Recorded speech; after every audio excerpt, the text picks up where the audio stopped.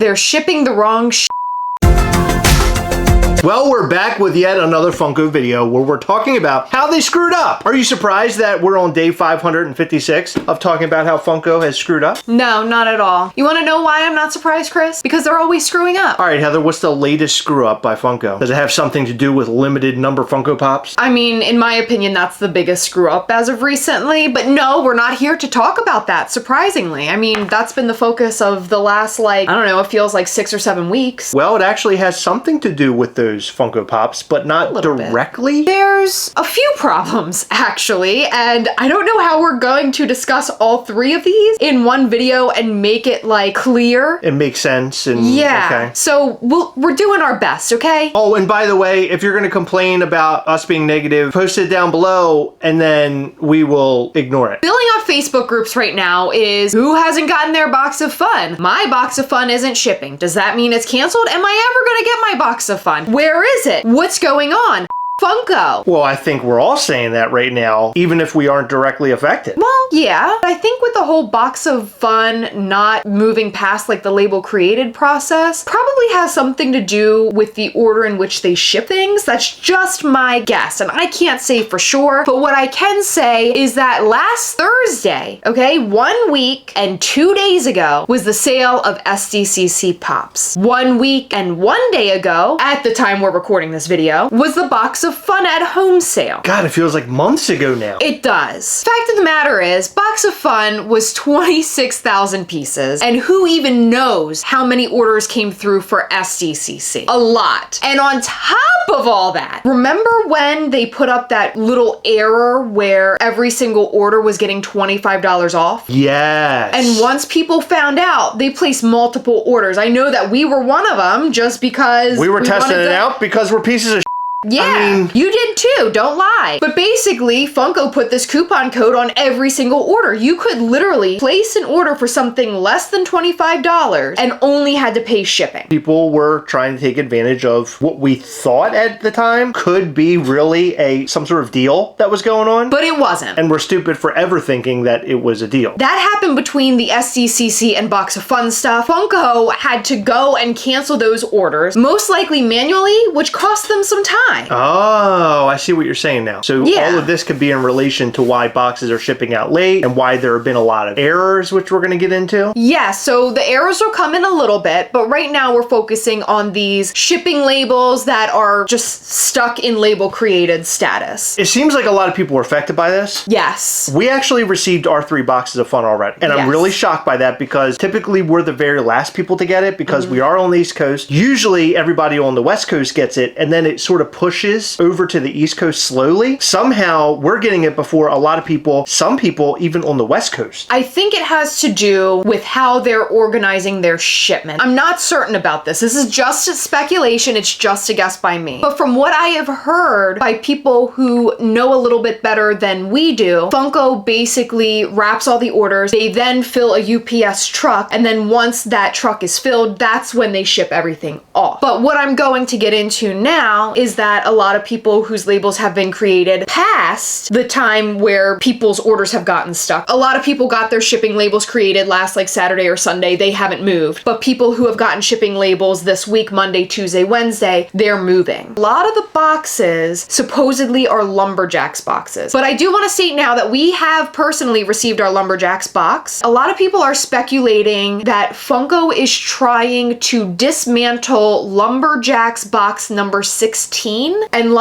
fix whatever issue might be going on with that box, but I don't think that's the case. That is one of the only boxes that has not shown up and landed on somebody's doorstep. Apparently there is some rogue box, that Lumberjack box, that has not been shipped yet. I don't necessarily think they're pulling boxes apart or anything. They could be. What if that's where Wolverine or Anakin Skywalker is in there? Maybe they're trying to make sure that that doesn't end up inside the box and piss people off because right now a lot of people were up in arms. Funko released a statement. Maybe this is in part of that statement trying to fix a possible issue instead of allowing it just to happen like they've done with everything else. I'm speculating that this just has to do with how they printed out the shipping labels. That's my guess too, but again, we could be completely wrong. We have had so many people asking us these questions, and honestly, we don't really know how to answer them because we're not Funko. We don't know what's going on with them. But I'll give you an example from our toy company, Mischief Toys. This week, we dropped our clown, Ghastly. This guy right here. With this figure, we dropped some pin bundles. And additionally, we dropped an early access for our Coven members. So basically, we had a listing for the clown figure with a pin bundle that was early access. We also had a listing on the normal day, the public drop day, for the clown bundle with the pin. And then we had a separate listing for just the clown figure. So we had 3 separate listings for 3 separate things. Early access pin bundle that wasn't early access, and just the clown figure. How did we go about doing that? Well, first, we printed out the early access pin bundle labels, and those were the first ones that we packed. Next, we printed out the regular public drop day pin bundles. The very last thing we packed were just the clown figures alone. And we did this because we had to manage pin bundles versus just clown by itself. We didn't want to screw anything up. Yeah, so Mischief Toys is run by just Chris and I. It's 2 people, and we try to get everything done as quickly as possible. Funko does a lot more sales, but on a bigger scale. So I'm sure there's like at least 100 warehouse workers. I don't know, that's just me guessing, but since they have so many orders, it's not run by just 2 people. So they're getting stuff out quickly. So my guess is that instead of having a bunch of different labels in no order at all, they're printing them out in a specific way so they can sort of like manage, like, here, you get Lumberjacks box 2, you get Eagles box whatever. I think that they're just handing labels with that one specific box to certain people. Right. And they're trying to just make sure that there's no screw ups. Or they could be doing, as the speculation goes, trying to fix a fumble or something. Who knows? Yeah, we don't know. But the whole reason that we do our thing that way is so we don't accidentally give somebody a pin bundle who didn't order it, or forget somebody's pin who ordered the pin bundle. I don't know. Personally, I think it's just an organizational thing so they have less screw ups than getting things out properly. And they need to have less screw ups because that's all they've been lately is screw ups. So maybe they're just trying to make sure that they don't screw anything up, and they're going real hard in the paint in order to make sure that that doesn't happen. And that's understandable. But there's a lot of people complaining about this right now. Yeah, and because of the whole sticker mix up, I think that that is a big reason for it. I also feel like a lot of people are newer to collecting, and they're just seeing a bunch of people receive their stuff, not realizing that after a convention, it takes Funko a pretty long time. I mean, they have, who even knows how many SDCC orders? I'd managed to guess a minimum of 30 to 40,000, if not more. There's a lot. Plus, the box of fun was 26,000. Yeah, there's a lot of stuff that they have to get out. Seeing that your shipping notice comes through and says, okay, it's on its way, and then by the end of the week, it still isn't moving, but you're seeing that other people are getting their stuff. I totally understand the frustration there. So I totally get people getting upset and up in arms about this. However, the problem that I see bigger than this one is the fact that people are getting the wrong thing in place of the box of fun. Yes. And then when they email Funko, they get a really